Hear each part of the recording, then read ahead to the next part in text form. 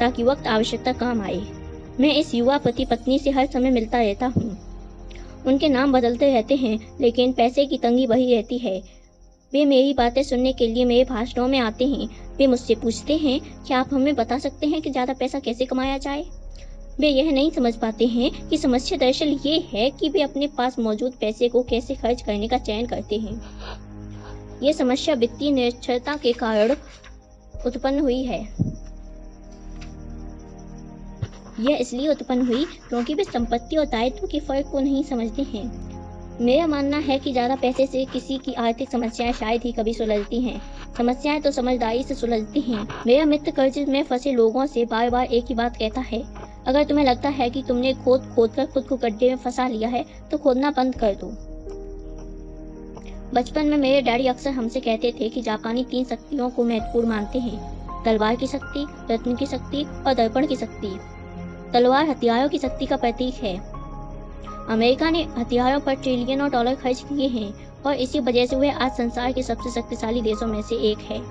रत्न पैसे की शक्ति का प्रतीक है। इस कहावत में कुछ सच्चाई है।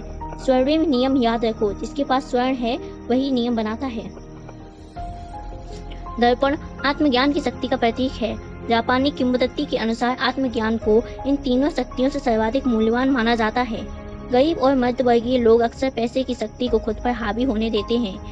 वे सुबह उठकर कड़ी मेहनत वाली नौकरी करने चले जाते हैं और खुद से यह नहीं पूछते हैं कि क्या ऐसा करने में समझदारी है।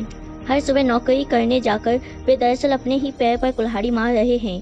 पैसे की पूरी समझ न होने से बहुसंख्यक लोग पैसे की प्रबल शक्ति को यह इजाज़त दे देते हैं कि वह उन्हें नियंत्रित कर ले। अगर वे दर्पण की शक्ति का इस्तेमाल करते तो वे खुद से यह सवाल पूछते, क्या इसमें समझदारी नजर आती है? अक्सर अपनी आंतरिक समझदारी, अपने भीतर की प्रतिभा पर भरोसा करने के बजाय ज़्यादातर लोग भीड़ के साथ साथ चलने लगते हैं। वे वही करते हैं जो बाकी सभी लोग करते हैं। सवाल पूछने के बजाय वे अनुसरण करते हैं। अक्सर वे परवाह नहीं करते हुए वही दोहराते हैं जो उन्हें बताया गया है। डाइवर्सिफाई करो, अपने धन का निवेश अलग अलग जगह करो। आपका मकान एक संपत्ति है। आपका मकान आपका सबसे बड़ा निवेश है। अधिक कर्ज लेने पर आपको टैक्स में ज़्यादा छूट मिलती है। सुरक्षित नौकरी खोजो, गलतियां मत करो, जोखिम मत लो। कहा जाता है कि श्रोता समूह के सामने बोलने का डर ज्यादातर लोगों को मौत के डर से भी ज्यादा भयावह लगता है। मनोरोग चिकित्सक कहते हैं कि लोग सार्वजनिक मंच पर बोलने से इसलिए कतराते हैं क्योंकि उन्हें डर होता है कि उनकी बुराई होगी, लोग बाग उनकी हंसी उड़ाएंगे, वे अकेले रह जाएंगे, सबसे कट जाएंगे और बिरादरी से अलग थलग कर दिए जाएंगे। अलग होने या अकेले रह जाने का डर ज्यादातर लोगों को अपनी समस्याएं सुलझाने के नए तरीके खोजने से रोकता है। मेरे शिक्षक डैडी कहते थे कि जापानी दर्पण की शक्ति को सबसे ज्यादा मूल्यवान इसलिए मानते थे क्योंकि इसके अंदर देखने पर ही हमें सच्चाई पता चलती है। डर की वह मुख्य कारण है जिसकी वजह से लोग कहते हैं इसे सुरक्षित तरीके से खेलो। यह हर चीज के बारे में सच है, चाहे ये खेल हो, संबंध हो, करियर या पैसा हो। इसी सामाजिक बहिष्कार के डर की वजह से लोग आम स्वीकृत मान्यताओं या लोकप्रिय प्रवृत्तियों पर सवाल नहीं करते हैं और चुपचाप उनका अनुसरण करते हैं। आपका मकान एक संपत्ति है। एकीकृत कर्ज लेकर उपभोक्ता ऋण से बाहर निकल आओ। ज्यादा कड़ी मेहनत करो। प्रमोशन का सवाल है कि किसी दिन मैं वाइस प्रेसिडेंट बन जाऊंगा। पैसे बचाओ, जब मेरी तनख्वाह बढ़ेगी तो मैं एक ज्यादा बड़ा मकान खरीद लूंगा। म्यूचुअल फंड सुरक्षित हैं। कई आर्थिक समस्याएं इसलिए भी उत्पन्न होती हैं क्योंकि हम पड़ोसियों या आसपास के लोगों से बराबरी करना चाहते हैं। कभी कभार हम सभी को दर्पण में देखने की आवश्यकता होती है ताकि हम अपने डरों के बजाय अपनी आंतरिक बुद्धिमत्ता के प्रति सच्चे रहें। जब माइक और मैं 16 साल के हुए तब तक हमें स्कूल में समस्याएं आने लगी थीं।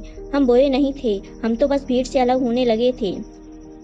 हम स्कूल के बाद और वीकेंड पर माइक के डैडी के लिए काम करते थे। माइक और मैं अक्सर काम के बाद उसके डैडी के साथ एक टेबल पर घंटों बैठा करते थे जहां वे अपने बैंकर्स, वकीलों, अकाउंटेंट्स, ब्रोकर्स, निवेशकों, मैनेजर्स और कर्मचारियों के साथ मीटिंग करते थे।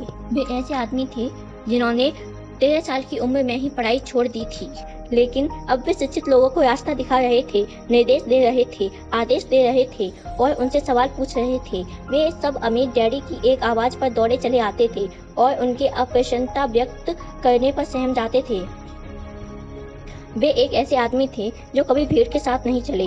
वे एक ऐसे आदमी थे जिन्होंने खुद के दम पर सोचा और वे इन शब्दों से चिढ़ जाते थे, हमें इसे इस तरह इसलिए करना चाहिए क्योंकि सभी लोग इसे इसी तरह करते हैं। वे नहीं कर सकता शब्दों से भी नफरत करते थे। अगर आप उनसे कोई काम कराना चाहते थे तो बस इतना कहना ही काफ़ी था, मुझे लगता है कि आप यह नहीं कर सकते। माइक और मैंने उनकी मीटिंग्स में बैठकर जितना कुछ सीखा उतना हमने स्कूल के सारे वर्षों में कभी नहीं सीखा, कॉलेज में भी नहीं। माइक के डैडी के पास किताबी ज्ञान नहीं था, लेकिन वे वित्तीय रूप से शिक्षित थे और इस कारण सफल भी थे। उन्होंने हमसे बार बार कहा, एक बुद्धिमान व्यक्ति अपने से ज़्यादा बुद्धिमान लोगों को नौकरी पर रख सकता है। इसलिए माइक और मुझे बुद्धिमान लोगों की बातें घंटों तक सुनने और सीखने का लाभ मिला। लेकिन इसकी वजह से माइक और मैं उस प्रचलित सामाजिक मान्यता के साथ नहीं चल पाए जो हमारे शिक्षक सिखाते थे। इस कारण कई समस्याएं खड़ी हो गईं।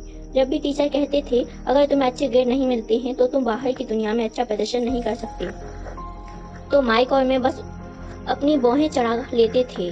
जब हमें किसी पिटे दवे का अनुसरण करने और नियमों का अक्षरशः पालन करने को कहा जाता था तो हम देख सकते थे कि स्कूल किस तरह रचनात्मकता को हतोत्साहित करता है।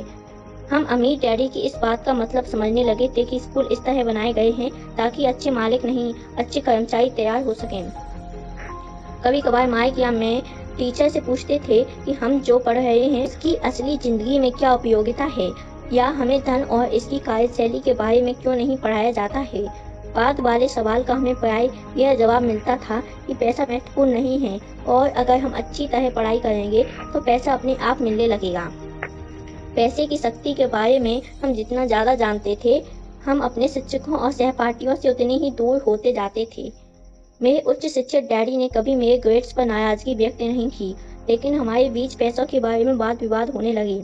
जब मैं 16 साल का हुआ तब तक शायद मेरी वित्तीय बुनियाद मेरे मम्मी डैडी से कहीं बेहतर हो गई थी। मैं वही खाते बना सकता था और टैक्स अकाउंटेंट्स, कंपनी के वकीलों, बैंकर्स, रियल एस्टेट ब्रोकर्स, निवेशकों आदि की बातें सुनता था। इसके विपरीत मेरे डैडी दूसरे शिक्षकों से बातें करते थे। एक दिन मेरे डैडी ने मुझे बताया कि हमारा मकान उनकी सबसे बड़ी संपत्ति था। इस बात से एक अप्रिय बहस छिड़ गई जब मैंने उन्हें दिखाया कि मेरे हिसाब से मकान अच्छा निवेश क्यों नहीं था। ऊपर दिया रेखाचित्र अपने अपने मकान के बारे में मेरे अमीर डैडी और गरीब डैडी के बीच की अलग अलग अनुभूतियों को दर्शाता है। एक डैडी सोचते थे कि उनका मकान संपत्ति है, जबकि दूसरे डैडी सोचते थे कि यह दायित्व है। मुझे याद है कि मैंने नीचे दिया रेखाचित्र बनाकर अपने डैडी को कैश फ्लो की दिशा दिखाने की कोशिश की थी। मैंने उन्हें यह भी बताया था कि मकान मालिक बनने के साथ ही मकान से जुड़े दीगर खर्च भी बढ़ जाते हैं। ज़्यादा बड़े मकान का अर्थ था ज़्यादा बड़े खर्च और इसका मतलब ये था कैश फ्लो व्यय वाले कॉलम से होकर बाहर चला जाता था। आज भी लोग मेरे इस कथन को चुनौती देते हैं कि मकान संपत्ति नहीं है। मैं जानता हूँ कि खुद का मकान कई लोगों का सपना होता है और उनका सबसे बड़ा निवेश भी, और अपने मकान का मालिक बनना कुछ नहीं से बेहतर है। मैं तो बस इस लोकप्रिय मान्यता को देखने का एक वैकल्पिक तरीका सुझाना चाहता हूँ। अगर मेरी पत्नी और मैं एक ज़्यादा बड़ा, ज़्यादा शानदार मकान खरीदते हैं तो हम जानते हैं कि यह संपत्ति नहीं होगा, यह एक दायित्व होगा, क्योंकि यह हमारी जेब से पैसा निकालेगा। तो यहाँ वह तर्क है जो मैं देता हूँ। वास्तव में मुझे उम्मीद नहीं है कि ज़्यादातर लोग इससे सहमत होंगे, क्योंकि आपका मकान एक भावनात्मक चीज़ है और जब पैसे की बात आती है तो ज़्यादा भावनाएं रहने पर वित्तीय बुद्धि प्राय कम हो जाती है। मैं अपने खुद के तजुर्बे से जानता हूँ कि पैसा हर निर्णय को भावनात्मक बना देता है। जब मकानों की बात आती है तो अधिकतर लोग उस मकान का कर्ज उतारने के लिए मेहनत करने में अपनी पूरी जिंदगी लगा देते हैं, जिसके वे कभी पूरे मालिक नहीं होते।